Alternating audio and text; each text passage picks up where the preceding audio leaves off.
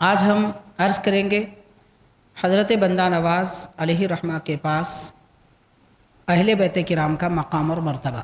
آکے عرض کرنے لگے حضرت میرا یہ مقصد ہے، مجھے یہ معرفت چاہیے۔ وہ جانتے تھے کس قسم کی معرفت ہے، مطلب اس میں لذت کیا ہے، اس میں نعمت کیا ہے، اس کا ٹیسٹ کیا ہے، دل کا ٹیسٹ ہوتا ہے، وہ جاننا چاہتے تھے، وہ نہیں مل رہا تھا۔ تو امام جعفر صادق نے فرمایا کہ تیفور، ابو بایزید بستامی کا نام ہے تیفور، ارشاد فرمایا یہ تم کو صرف ہمارے خانوادے سے ہی مل سکتا ہے، یعنی امام جعفر صادق سے ہی مل سکتا ہے۔ آپ کہاں گھوم رہے تھے، کہاں تلاش کر رہے تھے؟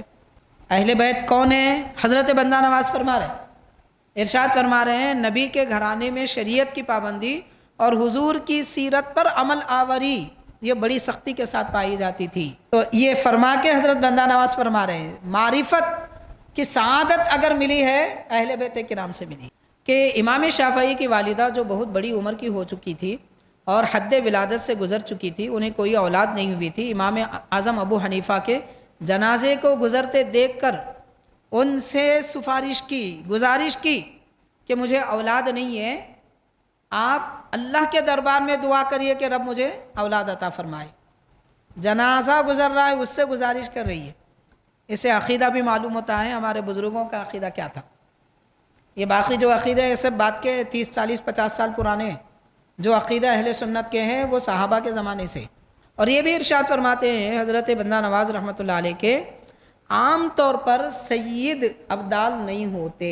اور ایک بزرگ نے لکھا ہے غالباً حضرت محی الدین ابن عربی رحمۃ اللہ علیہ نے کہ قطب سید کے علاوہ کوئی اور نہیں ہوتے۔ حضرت نظام الدین اولیاء محبوب الہی رحمۃ اللہ علیہ دہلی میں ایک کنویں پر، باغ کے ایک کنویں میں وضو کر رہے تھے۔ وہاں پر آپ نے دیکھا کہ ایک شخص آئے، سخت دھوپ تھی، سر پر سے ٹوکرا نکالے، اس میں غالباً پان تھے، وہ ٹوکرا پانی میں ڈبو دیے، پان کو تر کر لیے، پھر پانی لے کر اپنے سر پہ ڈال لیے، جو امامہ باندھے تھے وہ بھی بھگو دیے اور سر پہ امامہ باندھ کے نکل گئے۔ محبوب الہی فرماتے ہیں ان کے حلیے اور ان کی صورت کو دیکھ کر میں سمجھا کہ وہ ابدال میں سے ہیں۔ تو اس طرح اللہ والے ابدالوں کو جانتے تھے اور پہچانتے تھے۔ تو پھر حضرت فرما رہے بندہ نواز رحمۃ اللہ علیہ زیادہ تر ابدال کیسے لوگ ہوتے ہیں؟ وہ لوگ جو کپڑا سیتے ہیں، مطلب کپڑے بناتے ہیں یا کپڑے بنتے ہیں یا کپڑے سیتے ہیں، اور وہ لوگ جو چابک بناتے ہیں، جانور حیوان کو چلانے کے لیے جو کوڑا وغیرہ استعمال کیا جاتا ہے یہ بنانے والے، اور ایسے ہی اینٹ بنانے والے اور درزی، اس قسم کے لوگ ابدال ہوتے ہیں۔ مطلب یہ جو دنیا میں ہم جن کو دیکھ رہے ہیں یہ پیشے والے، وہ ابدال نہیں ہوتے، ابدال وہ پیشہ کرتے ہیں۔ ان اللہ وملائکتہ یصلون علی النبی یا ایھا الذین آمنوا صلوا علیہ وسلموا تسلیما اللہم صلی علی سیدنا محمد وعلی آلہ وصحبہ افضل صلواتک وعدد معلوماتک وبارک وسلم۔ محترم حاضرین، معزز سامعین، السلام علیکم ورحمۃ اللہ وبرکاتہ۔ ماہ شوال المبارک اختتامی مراحل سے گزر رہا ہے۔ اس کے بعد جس مہینے کا آغاز ہوگا وہ ماہ ذوالقعدہ، اسلامی سال کے حرمت والے مہینوں میں سے ایک مہینہ ہے۔ اس مہینے کی بھی بڑی فضیلتیں ہیں، اور دکن کے علاقے میں اس مہینے کا نام خاص کر بندہ نواز کے نام سے جانا جاتا ہے۔ جب قدیم زمانے میں لوگ مہینوں کے نام گنتے تھے تو ذوالقعدہ کو بندہ نواز کہتے تھے، اس وجہ سے کہ یہ مہینہ ذوالقعدہ کا حضرت بندہ نواز گیسو دراز علیہ رحمت و رضوان کے وصال کا اور آپ کے عرس پاک کا مہینہ ہے۔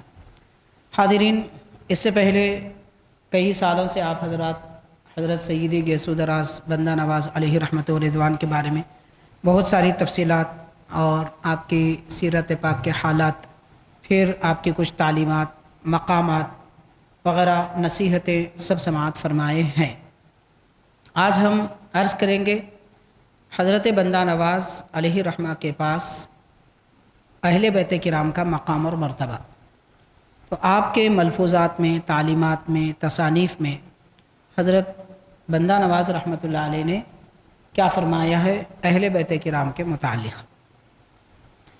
اس سے پہلے ایک بات اچھی طرح یاد رکھنی چاہیے کہ جہاں حضرت گیس و دراز بندہ نواز رحمۃ اللہ علیہ کے ملفوظات میں، آپ کی تصانیف میں اہل بیت کرام کی فضیلت، مقامات، مرتبے ملتے ہیں، وہیں خلفائے راشدین اہل بیت کرام کے مقام اور مرتبے بھی بیان کیے گئے۔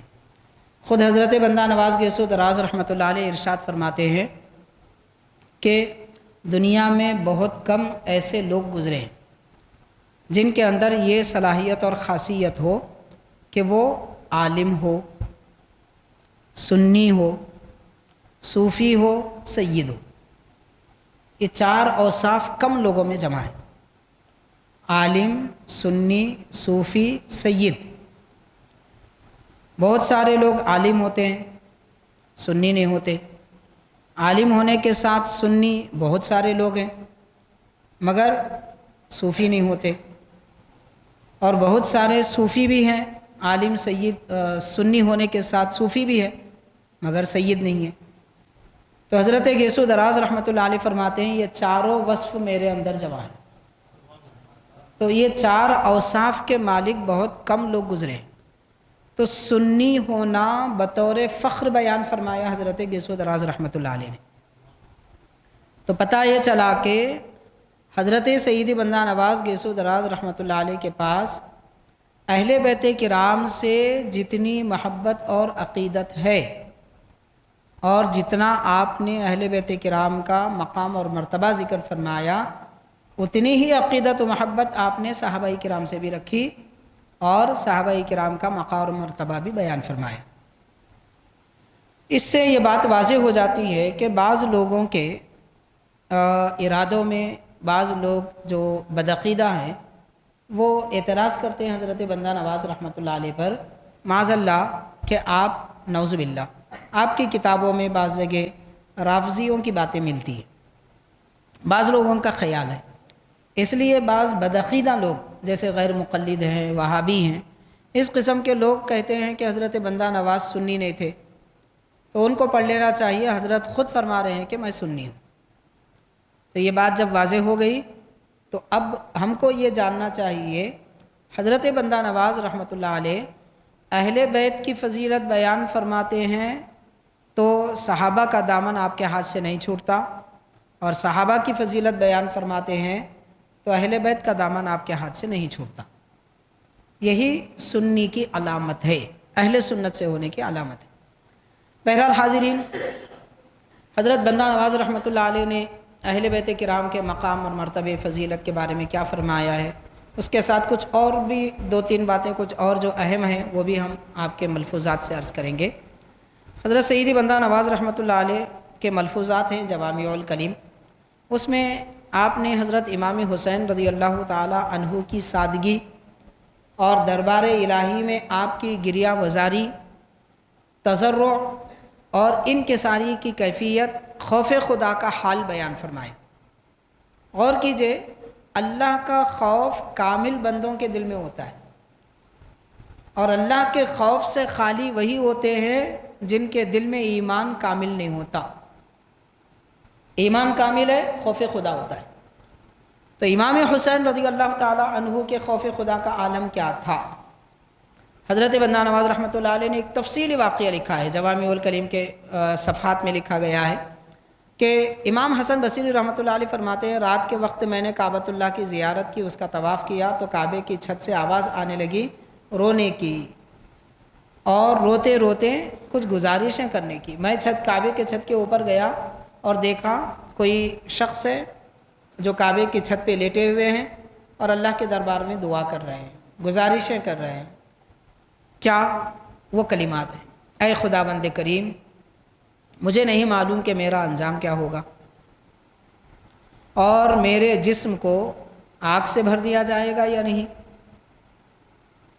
یہ جسم جنت میں جائے گا یا نہیں، اور اسے کون سا مزہ چکھایا جائے گا۔ یہ کہہ کر رو رہے تھے، زارو خطار رو رہے تھے۔ امام حسن بصری رحمۃ اللہ علیہ فرماتے ہیں میں نے جانا نہیں، پہچانا نہیں کہ کون ہے، بعد میں پوچھ لوں گا یہ سمجھ کر نیچے اتر آیا۔ جب نیچے پلٹ کر آئے وہ شخصیت جو اوپر تھے تو میں نے دیکھ کر ان کے قدموں سے لپٹ گیا۔ وہ حضرت امام حسین رضی اللہ تعالیٰ عنہ ہے۔ آپ غور کیجئے کیا تواضع، کیسی شان، جن کے متعلق پیارے آقا صلی اللہ علیہ وسلم نے فرمایا کہ حسن و حسین رضی اللہ تعالی عنہما نوجوانان اہل جنت کے سردار ہیں۔ تو نوجوانان جنتیوں کے سردار کی یہ کیفیت، خوف خدا کا عالم ایسا ہے، اللہ سے ڈرنے کی کیفیت ایسی ہے۔ اور آج لوگ بے خوف ہو کر یہ دعوے کرنے لگے ہیں دوزخ میرا کیا بگاڑے گی، خبر کے فرشتے تم میرا کیا بگاڑو گے، میں فلاں ہوں، میرے ہاتھ میں نبی کا دامن ہے۔ دامن تو امام حسین کے ہاتھ میں بھی تھا، مگر انہوں نے ایسا کیوں نہیں کہا؟ کیونکہ اترانے اور فخر کرنے کی باتیں بزرگوں کو نہیں آتی، ان کو تواضع کی باتیں آتی ہیں، ان کو انکساری کا طریقہ آتا ہے۔ یہ حضرت بندہ نواز رحمۃ اللہ علیہ اہل بیت کرام کی کیفیت بیان فرما رہے ہیں۔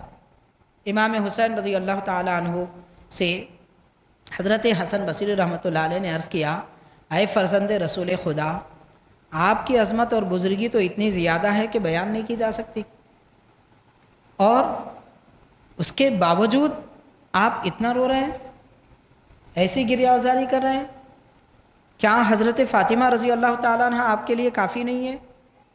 کیا حضرت علی رضی اللہ تعالیٰ عنہ آپ کے لیے کافی نہیں ہے؟ کیا نبی پاک علیہ السلام آپ کے لیے کافی نہیں ہے جو آپ اتنا رو رہے ہیں؟ تو یہ سن کر امام حسین رضی اللہ تعالیٰ عنہ کی آنکھوں سے آنسو نکلے اور فرمانے لگے کہ حسن سنو، وَأَنذِرْ عَشِيرَتَكَ الْأَقْرَبِينَ، کہ اے نبی آپ اپنے خاندان میں قریبی رشتہ داروں کو ڈرائیے۔ تو تب سے مجھے یہ ڈر لگا ہوا رہتا ہے، یہ خوف لگا ہوا رہتا ہے کہ میرا کیا ہوگا۔ تو امام حسین رضی اللہ تعالیٰ عنہ کے دل کی کیفیت نا امیدی نہیں ہے، یہ خوف خدا ہے۔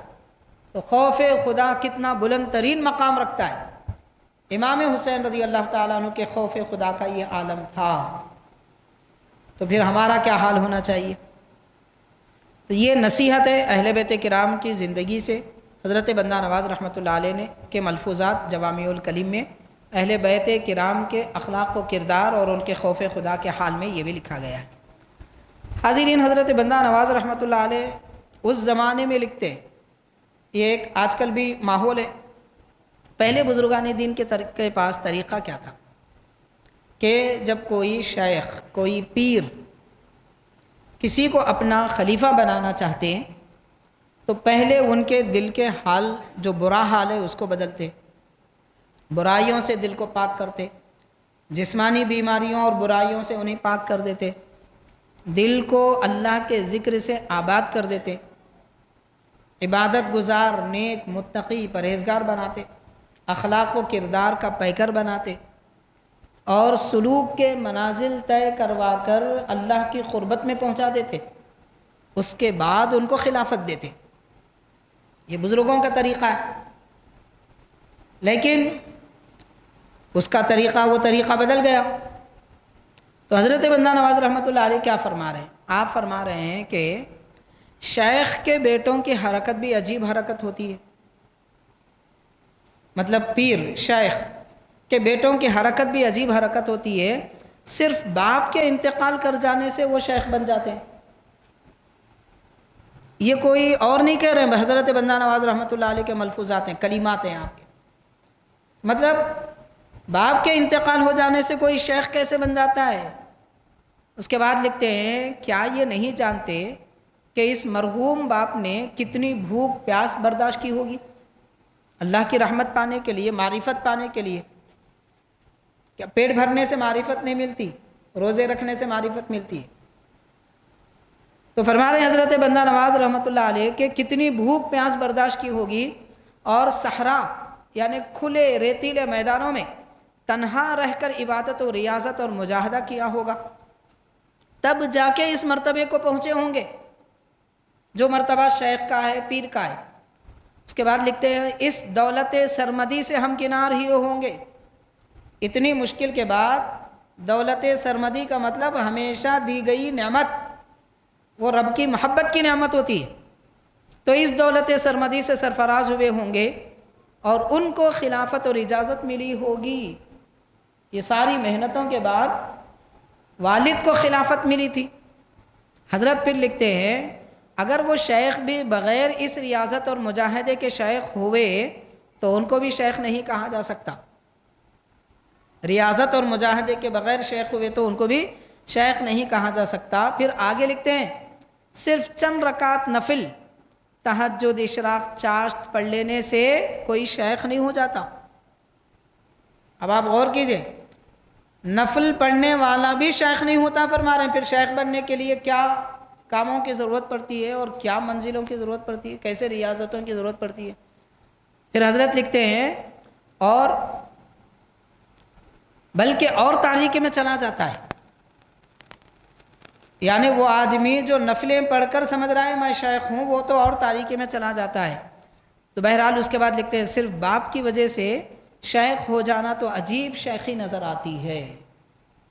حضرت بندہ نواز رحمۃ اللہ علیہ پیر اور مرید کے یہ جو غیر بزرگوں کے طریقے، بزرگوں کے غیر طریقوں کو اختیار کیا گیا، اس پر آپ نے تبصرہ فرمایا، اس پر آپ نے لکھا ہے۔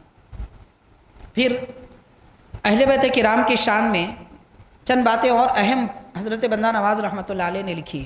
آپ نے ارشاد فرمایا حضور پاک صلی اللہ علیہ وسلم کے گھر میں دو چیزیں بہت زیادہ تھیں، مطلب اہل بیت کرام میں، گھر میں بولے تو حضور کا گھر، اہل بیت کرام کا، امہات المومنین کا گھر، سرکار کے شہزادیوں کا گھر۔ تو فرمایا اہل بیت کرام کے گھر میں دو چیزیں بہت زیادہ تھی، ایک خدا ترسی اور دوسرا خدا پرستی۔ خدا ترسی، خدا پرستی۔ خدا ترسی کا مطلب اللہ کے لیے کسی پر رحم کھانا،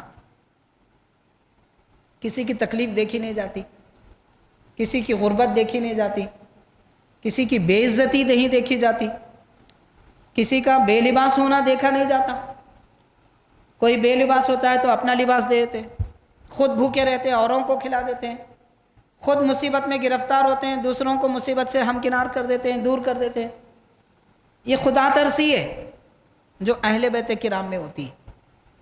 مطلب اہل بیت کی یہ شان ہے، ان کا امتیاز ہے، ان کی علامت ہے، وہ اس سے خالی نہیں ہوتے۔ دوسرے لوگوں میں یہ چیزیں پائی جاتی ہیں اور بات ہے، اہل بیت اس سے کبھی خالی نہیں ہوتے کہ ان کے اندر خدا ترسی ہوتی ہے، ایک بات، اور دوسرا خدا پرستی کا مطلب کثرت سے عبادت کرنے والے ہوتے ہیں۔ اہل بیت اور عبادت نہ کرے یہ نہیں ہو سکتا، اہل بیت اور نماز نہ پڑھیں یہ نہیں ہو سکتا۔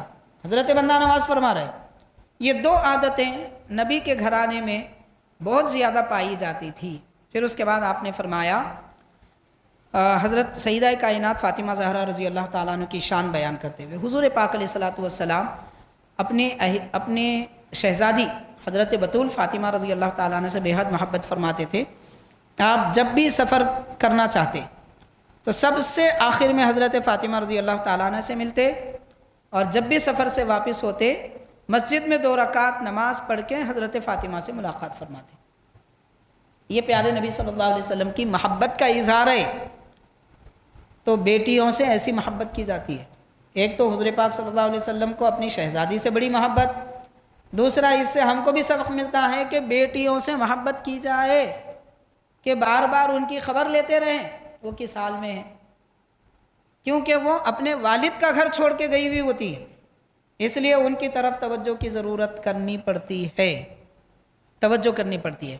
ایک بار نبی پاک علیہ الصلوۃ والسلام سفر کے لیے تشریف لے جانا چاہتے تھے، حضرت سیدہ کائنات کے گھر تشریف لائے تو دیوار پر اور گھر کے دروازے پر نقش و نگار والا بہترین پردہ دیکھا۔ سرکار واپس تشریف لے گئے، سیدہ کائنات کو معلوم ہوا تو آپ نے اپنے ایک خادم کو حضور کی خدمت میں بھیجا، اور آپ سمجھ گئیں، فوراً وہ چادر جو پردے تھے وہ نکالی، لپیٹ دیا اور حضور کی خدمت میں خادم کے ذریعے بھیجی، اور کہنے لگے آپ جس چیز کو پسند نہیں کرتے میں نے آپ کے استقبال میں لگایا تھا کہ ابا حضور گھر تشریف لا رہے ہیں، میرے والد نامدار گھر تشریف لا رہے ہیں، ان کے استقبال کے لیے میں نے نئے پردے لگائے تھے گھر پر، تو آپ تشریف لے گئے، تو اس لیے وہ پردے واپس بھیج دیے، اور یہ عرض کرنے لگی کہ حضور آپ یہ پردے جہاں چاہے استعمال کریں یا پھر اسے بیچ کر دین کے لیے خرچ کریں، جو پردے دروازے پر نئے نقش و نگار والے رنگین پردے لٹکانا آپ کو پسند نہیں ہے حضور، وہ مجھے بھی پسند نہیں ہے۔ تو آپ غور کیجئے، نبی پاک علیہ الصلوۃ والسلام مسجد میں تشریف لے گئے، وہاں سے سفر کے لیے نکلنے والے تھے. حضرت بندہ نواز رحمۃ اللہ علیہ لکھ رہے ہیں مسجد میں تشریف لے گئے اور یہ فرمانے لگے اپنے ہاتھ زمین پر مار کر، مجھے دنیا سے کیا تعلق، مجھے دنیا سے کیا تعلق. آپ غور کیجئے، وہ پردے سرکار کے در دولت پہ لگے ہوئے نہیں تھے، شہزادی کے گھر پہ لگے ہوئے تھے، وہ بھی حضور کے استقبال میں، کوئی اور مقصد کے لیے نہیں، لیکن وہ بھی پیارے نبی کو پسند نہیں آئے. تو اللہ کے نبی یہ چاہتے تھے کہ خاص کر میرے گھر والے دنیا سے دور رہیں، کیونکہ نبی کے گھر والے دور رہیں گے تو نبی کے امتی بھی دور رہیں گے. اس لیے حضور پاک علیہ الصلوۃ والسلام نے اپنے اہل بیت کی خاص تربیت فرمائی. یہ حضرت بندہ نواز رحمۃ اللہ علیہ نے لکھا. اور جو چادریں واپس لائے حضرت رافع بن حذیفہ رضی اللہ تعالیٰ عنہ، تو وہ جو لے کر آئے تھے چادریں، حضور نے ان سے فرمایا، وہ آ کر حضور سے عرض کرنے لگی کہ یا رسول اللہ صلی اللہ علیہ وسلم، حضرت فاطمہ آپ کی بیٹی ہیں، ان کو زیبائش اور عیش دنیا سے کیا مناسبت؟ وہ دنیا کی دولت یا دنیا کی زیبائش نہیں چاہتی، آپ کی خاطر انہوں نے لگانا چاہا تھا، تو انہوں نے آ کر یہ واپس کر دیا ہے، آپ دین کی خاطر اس کو بیچ کر استعمال فرما لیں. نبی پاک صلی اللہ علیہ وسلم نے یہ سن کر ارشاد فرمایا کہ ایسا کیوں نہ ہوگا کہ فاطمہ میرا لخت جگر ہے. یعنی سرکار نے فرمایا نہیں، بتایا نہیں، اطلاع نہیں دی، صرف دیکھے واپس ہو گئے. حضور کے مزاج کو سمجھنے والی حضرت سیدہ کائنات سمجھ گئی کہ شاید یہ پردوں سے حضور ناراض ہوئے، اس لیے وہ پردے ہی نکال دیے. تو پیارے آقا صلی اللہ علیہ وسلم بھی فرماتے ہیں کہ کیوں ایسا نہ ہوگا کہ فاطمہ جو میرے لخت جگر ہے، میری ناراضی کو بھی سمجھتے ہیں، میری رضامندی کو بھی سمجھتی ہے.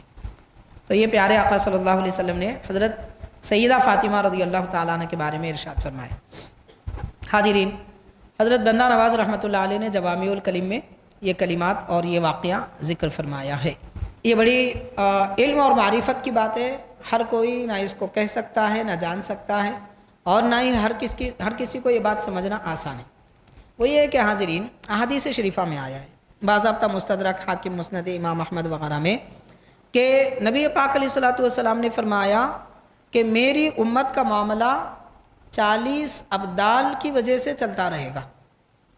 دنیا میں 40 ابدال ہوتے ہیں، سارے کے سارے ملک شام میں رہتے ہیں. ملک شام بڑا مقدس مقام ہے، تو ملک شام میں ہمیشہ 40 ابدال رہتے ہیں. ان کو جب جہاں جانے کا اللہ کا حکم ملتا ہے وہ وہاں جاتے ہیں، لمحے میں پہنچ جاتے ہیں. وہ ابدال کون ہیں؟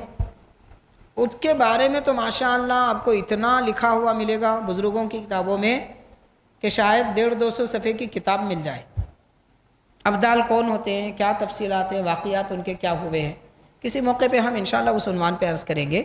حضرت بندہ نواز رحمۃ اللہ علیہ ارشاد فرماتے ہیں، ابدال کے گروہ سے اگر تم کبھی ملاقات کرو، یعنی ابدال کو کبھی تم دیکھ لو، یہ اولیاء اللہ سے فرما رہے ہیں، ہم جیسے لوگوں سے نہیں. ابدال کو اگر تم کبھی دیکھو تو دیکھو گے کہ ان میں دانش مند یا دانش مند کے بیٹے یا کوئی شیخ یا کوئی بڑے اونچے مقام والے، یہ لوگ بہت کم ہی ابدال میں ہوتے ہیں. یعنی ابدال بڑے مقام کے لوگ ہیں، مگر دنیا میں ہم جن کو علم والا، دانش مند، عقل مند، اونچے گھرانے والا وغیرہ وغیرہ سمجھتے ہیں، ایسے لوگ ابدال نہیں ہوتے، بہت کم ہوتے ہیں. تو پھر حضرت فرما رہے بندہ نواز رحمۃ اللہ علیہ، زیادہ تر ابدال کیسے لوگ ہوتے ہیں؟ وہ لوگ جو کپڑا سیتے ہیں، مطلب کپڑے بناتے ہیں یا کپڑے بنتے ہیں یا کپڑے سیتے ہیں، اور وہ لوگ جو چابک بناتے ہیں، جانور حیوان کو چلانے کے لیے جو کوڑا وغیرہ استعمال کیا جاتا ہے، یہ بنانے والے، اور ایسے ہی اینٹ بنانے والے اور درزی، اس قسم کے لوگ ابدال ہوتے ہیں. مطلب یہ جو دنیا میں ہم جن کو دیکھ رہے ہیں یہ پیشے والے، وہ ابدال نہیں ہوتے. ابدال وہ پیشہ کرتے ہیں جن کو اللہ نے یہ مرتبے پہ چن لیا. ولایت اولیاء اللہ کے مراتب میں 2000 درجے، 2000 مرتبے، ان میں سے غالباً 7واں جو درجہ ہے وہ ابدال کا ہے. تو اتنے اونچے مقام پر جو 40 ابدال ہوتے ہیں وہ عام طور پر یہ لوگ ہوتے ہیں. حضرت یہ فرما رہے ہیں. اور یہ بھی ارشاد فرماتے ہیں حضرت بندہ نواز رحمۃ اللہ علیہ کے عام طور پر سید ابدال نہیں ہوتے، جو سید ہوتے ہیں وہ عام طور پر ابدال نہیں ہوتے۔ اور ایک بزرگ نے لکھا ہے غالباً حضرت محی الدین ابن عربی رحمۃ اللہ علیہ نے کہ قطب سید کے علاوہ کوئی اور نہیں ہوتے۔ قطب کا ایک درجہ ہوتا ہے اولیاء اللہ میں، تو قطب سید کے علاوہ کوئی اور نہیں ہوتے، اور ابدال زیادہ تر سید نہیں ہوتے۔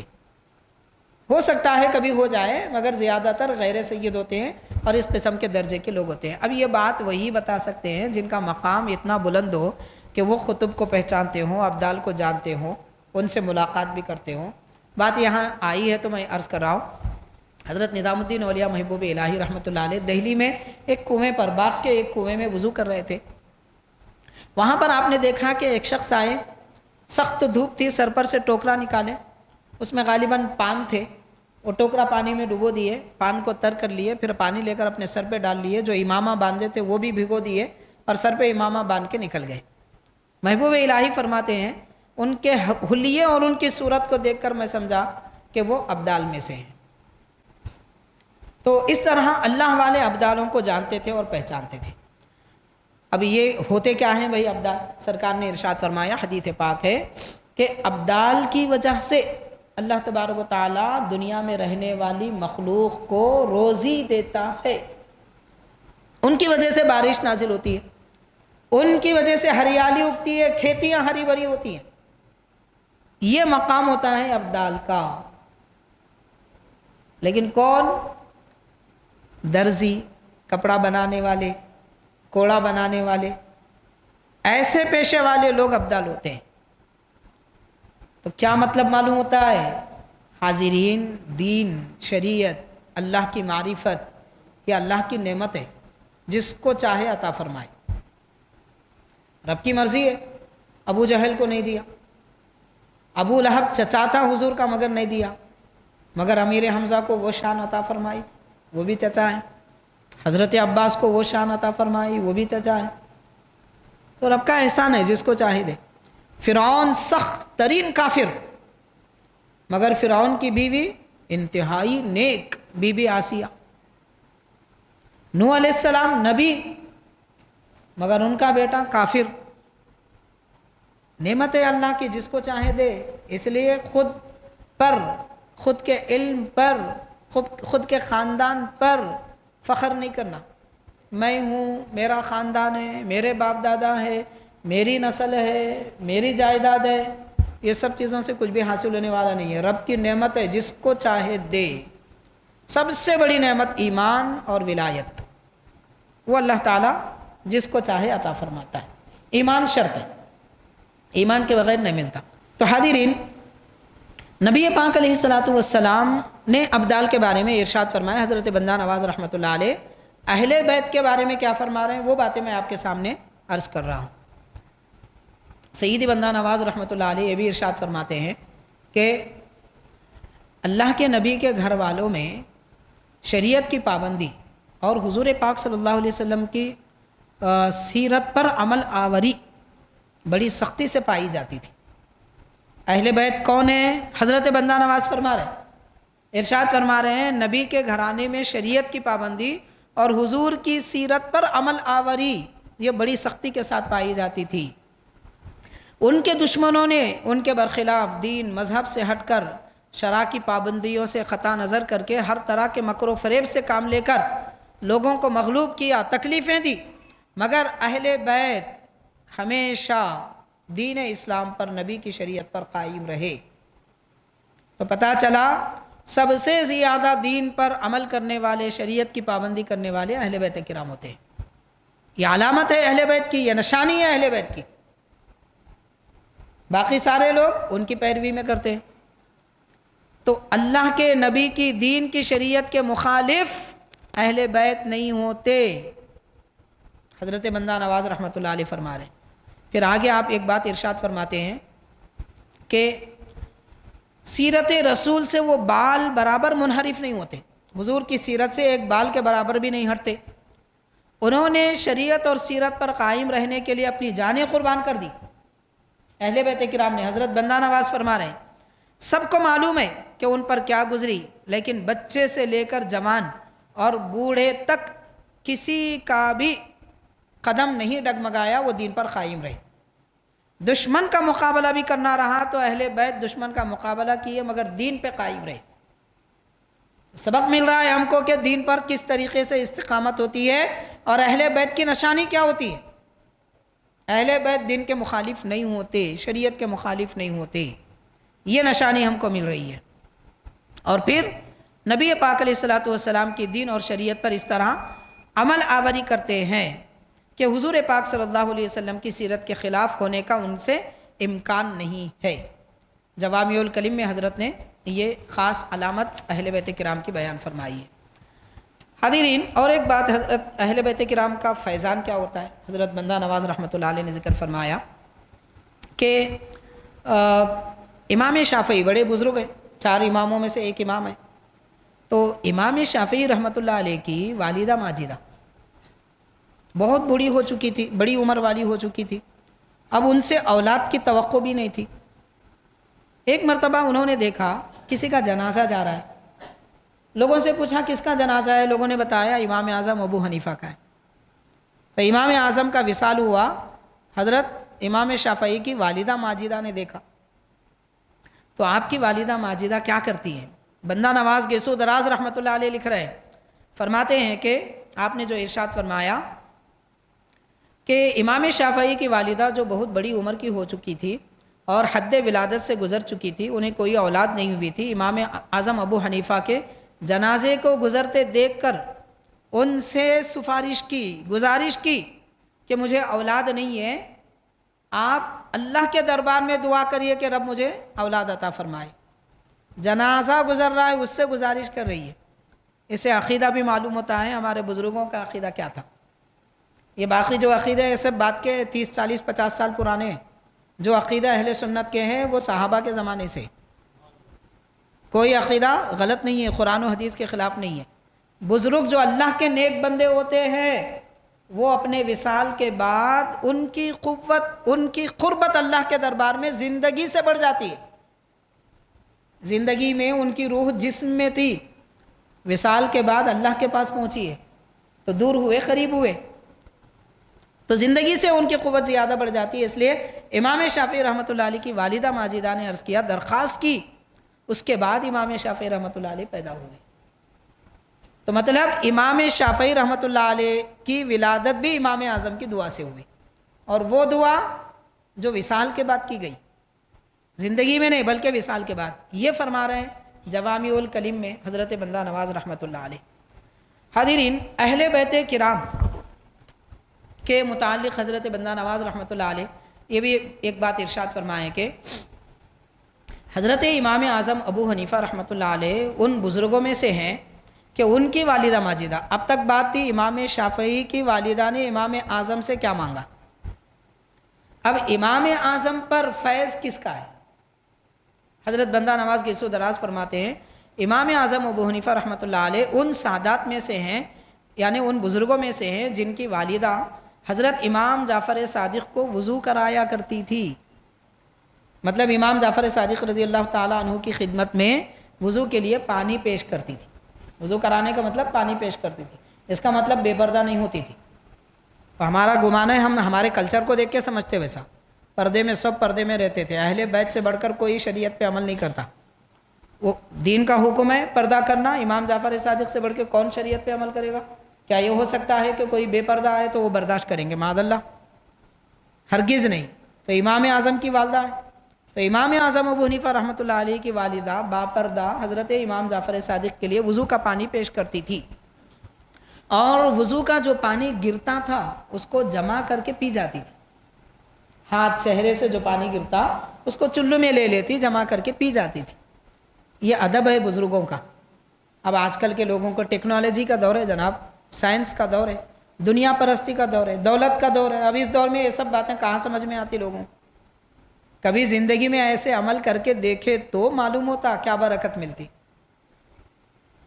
کوئی آدمی دوائی نہیں لیا اور بول رہا میں بیمار ہوں، میری بیماری نہیں جا رہی، بولے تو دوا کھائے تو معلوم ہوتا بیماری جاتی۔ تو برکت کیسے ملتی، عمل کر کے دیکھے تو معلوم ہوتا. ہم صرف سن رہے ہیں، ارے سن کے بول رہے ہیں یہ غلط ہے. ہوگا آپ کے پاس غلط، کیونکہ آپ کا ذہن غلط ہے، آپ کی عقل غلط ہے، آپ کا تجربہ غلط ہے، اس لیے غلط ہو سکتا ہے. لیکن 1400 سال سے دنیا کے سب سے سچے مسلمانوں کے پاس یہ سب صحیح ہے. تو صحیح ہے تو پھر بالکل ہمارے پاس بھی صحیح ہے. خیر، تو وضو کا پانی جما کر کے پی جایا کرتی تھی. حضرت بندہ نواز لکھتے ہیں اس وضو کے پانی کی برکت سے اللہ تعالیٰ نے ان کو ایسا فرزند عطا فرمایا کہ دنیا میں نیک نام ہو گیا. پھر فرمایا ذالک فضل اللہ یؤتیہ من یشاء، یہ اللہ کا فضل ہے، جس کو چاہے عطا فرماتا ہے. امام اعظم کو کیسے فیض ملا وہ بھی ذکر فرمایا جا رہا ہے. حضرت بندہ نواز رحمۃ اللہ علیہ سادات کرام، اہل بیت کرام کی فضیلتیں کیا ہیں، ان کا مقام کیا ہے اور ان کی زندگی کے اخلاق کیا ہے، یہ بیان فرما رہے ہیں. جن لوگوں کو بھی معرفت کی دولت ملی اور سعادت حاصل ہوئی، کہ جن لوگوں کو بھی اللہ کی معرفت ملی اور سعادت حاصل ہوئی، وہ سب اہل بیت کے طفیل میں ہوئے. کیسے؟ حضرت بایزید بستامی رحمۃ اللہ علیہ 113 پیروں کی خدمت میں رہے، 113 مرشدوں کی خدمت میں رہے، مگر ان کے دل کو جو چاہیے تھا رب کی معرفت، وہ درجہ سب سے اعلیٰ درجہ. ایسا نہیں کہ ان کو کچھ بھی نہیں ملا، جہاں جو تھا وہ ملا، وہ جو چاہتے تھے نہیں ملا، وہ جو چاہتے تھے نہیں ملا. آپ سمجھنا چاہ رہے ہیں تو میں مثال دے کے عرض کروں گا. ڈاکٹر نے آپ کو ایک دوا لکھی، آپ ایک میڈیکل پہ گئے، بولے یہ دوا دو، تو ان بولتا فارمولا چینج ہے، دوسرا بولتا کمپنی دوسری ہے، تیسری بولتا یہ جو ہے ڈاکٹر نے جو خاص لکھا ہے وہ نہیں ہے، دوسرے اور چینج مل جاتا. دوا وہی ہے، اثر وہی کرتی، بخار کی دوا، سر میں درد کی دوا. تو سمجھ رہے ہیں آپ، بایزید بستامی کو جو چاہیے تھا وہ نہیں ملا، دوسری اور نعمتیں ملی اللہ کی معرفت کی. رب کی معرفت کے ہزاروں رنگ ہیں، ہم ایک رنگ بھی نہیں دیکھے. اللہ کی معرفت اور اس کے پہچان کے ہزاروں رنگ ہیں. 113 مرشدوں سے آپ کو فیض نہیں ملا، جو چاہتے تھے ان کے دل میں جو کیفیت تھی. آخر حضرت بایزید بستامی رحمۃ اللہ علیہ امام جعفر صادق رضی اللہ تعالیٰ ان کے پاس آئے، ان کی خدمت میں آئے تو آ کے عرض کرنے لگے حضرت میرا یہ مقصد ہے، مجھے یہ معرفت چاہیے. وہ جانتے تھے کس قسم کی معرفت ہے، مطلب اس میں لذت کیا ہے، اس میں نعمت کیا ہے، اس کا ٹیسٹ کیا ہے، دل کا ٹیسٹ ہوتا ہے، وہ جاننا چاہتے تھے، وہ نہیں مل رہا تھا. تو امام جعفر صادق نے فرمایا کہ تیفور، ابو بایزید بستامی کا نام ہے تیفور، ارشاد فرمایا یہ تم کو صرف ہمارے خانوادے سے ہی مل سکتا ہے، یعنی امام جعفر صادق سے ہی مل سکتا ہے. آپ کہاں گھوم رہے تھے، کہاں تلاش کر رہے تھے؟ تو یہ فرما کے حضرت بندہ نواز فرما رہے ہیں معرفت کی سعادت اگر ملی ہے اہل بیت کرام سے ملی. یہ خاص سلسلہ نقشبندیہ کی ہم بات کریں گے، سلسلہ قادریہ کے بعض اور گوشوں کی بات کریں گے، تو اس میں حضرت عثمان غنی، حضرت فاروق اعظم، حضرت صدیق اکبر کا فیضان بھی ہے. اب یہ جو بندہ نواز فرما رہے ہیں اپنے سلسلے کے بارے میں فرما رہے ہیں. خیر، اس میں کوئی شک کی بات نہیں ہے کہ سلسلہ کوئی بھی ہو، چاہے نقشبندی ہو، اگرچہ کہ سلسلہ صدیق اکبر رضی اللہ عنہ سے ملتا ہے، مگر بعد میں جو اولیاء پر فیضان ہے وہ اہل بیت کا فیضان ضرور ہے. اگرچہ کہ سلسلہ صدیق اکبر سے، فاروق اعظم سے مل رہا ہے، مگر اہل بیت کرام کا فیضان بعد والے اولیاء پر ضرور ہے. صدیق اکبر پر نہیں، فاروق اعظم پر نہیں، ان کے بعد والے لوگوں پر اہل بیت کا فیضان ضرور ہے. ان کے فیضان کے بغیر معرفت نہیں ملتی، یہ بات بالکل مسلم ہے. اہل بیت کرام حضرت مولا علی، امام حسن، امام حسین، امام جعفر صادق، امام زین العابدین، امام محمد باقر، امام حسن کے شہزادے امام حسن مثنیٰ، امام حسن عسکری، ایسے اور اکابر بزرگان دین ہیں. تو یہ سارے بزرگوں کا فیضان. بہرحال حاضرین، حضرت بندہ نواز رحمۃ اللہ علیہ نے یہ چند اہم باتیں عرض کی. اس کے ساتھ میں آج کے دن کی مناسبت سے ایک دو باتیں عرض کروں گا. حاضرین، دکن حیدرآباد میں ماشاءاللہ بے شمار اولیاء اکرام ہیں. چند سالوں پہلے ایک بڑے بزرگ کا وصال ہوا، حضرت سید رحمت اللہ نقشبندی علیہ رحمت و رضوان. آج حضرت کا عرس کا دن ہے. محدث دکن حضرت عبداللہ شاہ نقشبندی رحمت اللہ علیہ کے شہزادے ہیں اور ان کے چوتھے شہزادے ہیں. آپ سے پہلے 3 اور بڑے شہزادے تھے حضرت محدث دکن عبداللہ شاہ صاحب کے. حضرت رحمت اللہ نقشبندی علیہ رحمت و رضوان کی کنیت ابو الخیر ہے۔ حضرت ابو الخیر انتہائی باکمال شخصیت ہے اور بے انتہا پاک باز، شریعت کے بے حد پابند۔ کس طرح کی پابندی؟ بڑے بڑے اکابر بزرگوں کا طریقہ رہا ہے، اس طریقے پہ عمل کرتے تھے۔ آپ اولیاء کرام کی سیرت پڑھیے تو معلوم ہوگا، کم از کم سنیے بزرگوں سے، علماء سے معلوم ہوگا۔ بزرگان دین اولیاء اللہ کی ایک خاص بات ہے، وہ ہر کسی کے ہاتھ سے نہ پانی پیتے، ہر کسی کے ہاتھ کا کھانا بھی نہیں کھاتے، یہ ان کی خاصیت ہے۔ اب آپ سمجھ رہے ہوں گے ارے ایسا کیسا مول صاحب، ایسا ہے کیا؟ تو حاضرین، میں عرض کرنا چاہوں گا اس دور کے حساب سے، آج بتائیے کون ایسا آدمی ہے جو نل کا پانی گھڑے میں ڈال کے پیتا ہے؟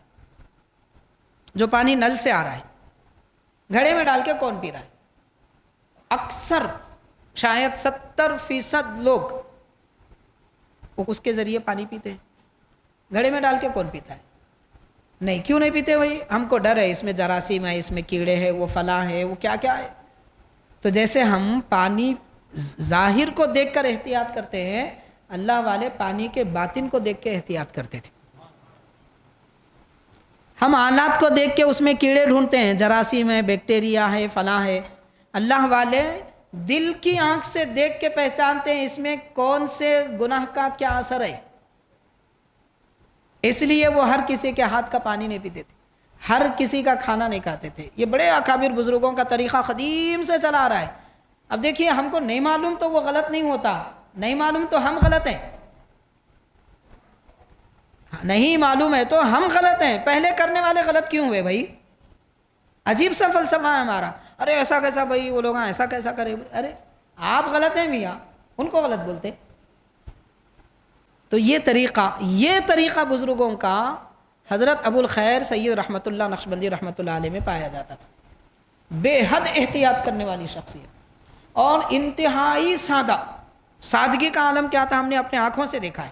ہم جامع نظامیہ میں جب پڑھتے تھے تب حضرت کو دیکھتے تھے، بالکل سیدھا سادہ سفید قمیص پہنتے تھے، پیلا رومال ڈالتے تھے اور سفید ٹوپی پہنتے تھے۔ رکشے میں حضرت پھرا کرتے تھے، کرائے کا رکشہ لے کر جایا آیا کرتے تھے، بازار جا کے ترکاری خریدتے تھے۔